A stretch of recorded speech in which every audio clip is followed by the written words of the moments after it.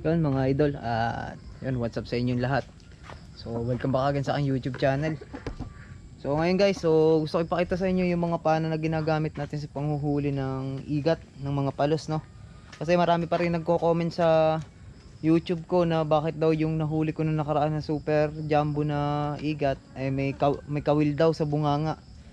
Akala siguro nila kawil yon. Pero ito ipapakita ko sa inyo, ano. Ito yung mga pana natin, no. Yan, oh. Ito yung isang second hand na pana ako na ginagamit ko yan pagka pangalawang tira. So ito yung ginagamit ko na sa pang-igat talaga, pang palos. So ayan, tignan nyo ha. Dun sa nag-comment sa akin na sabi binili ko lang daw sa palengke, no? So shout out sa iyo. Ito yun. Pakikita ko na lang yung mukha mo dyan sa screen. Ito yung pana na yun na ginagamit ko. Oh, ayan. Yan. Oh, yan. Oh, ito 'yun, oh. Ito, oh. Ito pag tumama to sa igat, yan. Pag tumama to sa igat, nabubunot 'yan. Ayan, oh. Nabubunot 'yan. Ito yung pinakaano niya. Yan, nabubunot 'yan. Itong karugtong niyan. Mahaba 'yan, oh. Oh, mahaba. Ayan, mahaba po 'yan.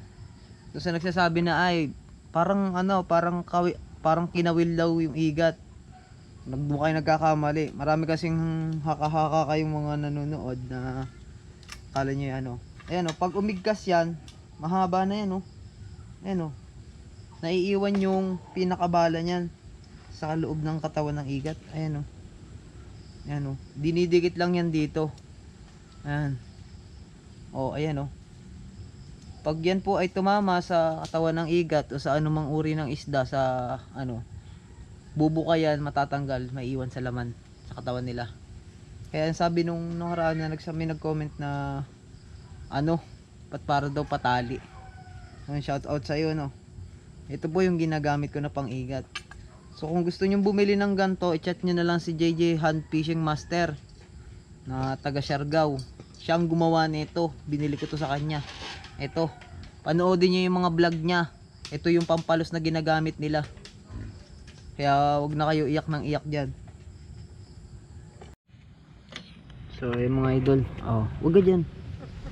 Wag ka dyan. So ayun guys, so ito yung ating ginagamit na pang igat. Ulitin ko ulit ha. Ito po yung naiiwan dun sa loob ng katawan ng igat. Pag pinana niya po yan ay ito na matatanggal. O sample natin ha. So ito. O ayan.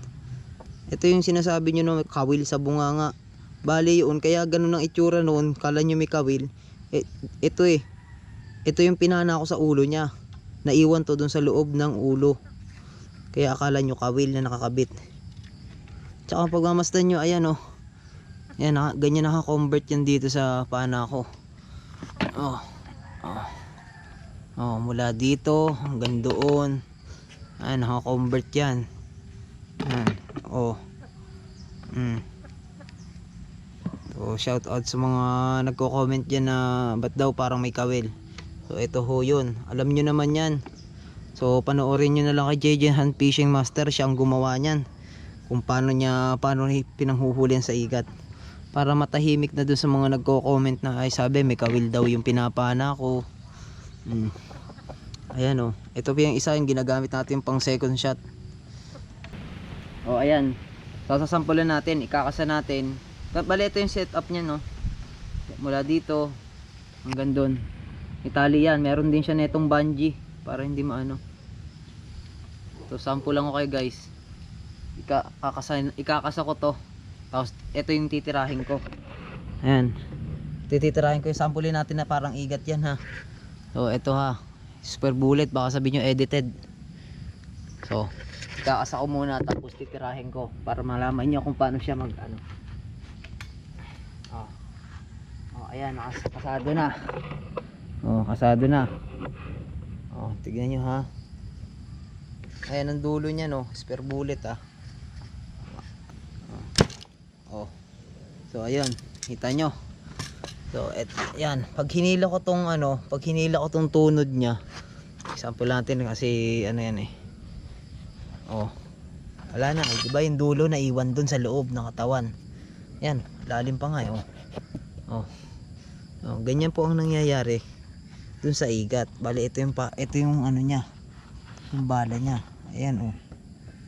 Yan. Napasok yung itong bala dun sa katawan ng igat. Kaya nabalagbag yan. Pag bumalagbag yan, example ito yung igat, wala na, huli na. Oh. Wala na, huli na oh.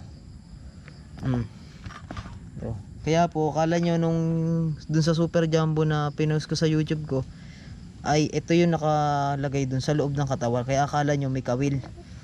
Kung mapapansin nyo, kasama tong bungee nya, itong bungee may swivel din yon. Yan, kaso lang itong tunod tinanggal ko na kasi malalim nga yun, sobrang lalim. Tinanggal ko siya dito kasi natatanggal yan dito oh. Dito, ayan oh, dito lang nakakabit yun. Pwede siyang tanggalin pag once na delikado yung ano. So ayun lang, ipinakita ko lang para maliwanagan na kayo. So ito naman yung isa kong pana. Ito ay pang tilapia. Pwede rin pang igat, pang tilapia. Yan. Yan. Oh. Ayan naman yung nabuka. Kaya gusto ko lang ipakita sa inyo para maliwanagan yung mga nanonood na nagko-comment. Sabi ba't daw may kawil? Yun, ba't daw may kawil sa bunganga yung Super Jumbo na igat? So yung iba naman, ba't daw binili ko lang daw sa palengke? Yung iba daw ginawil ko lang.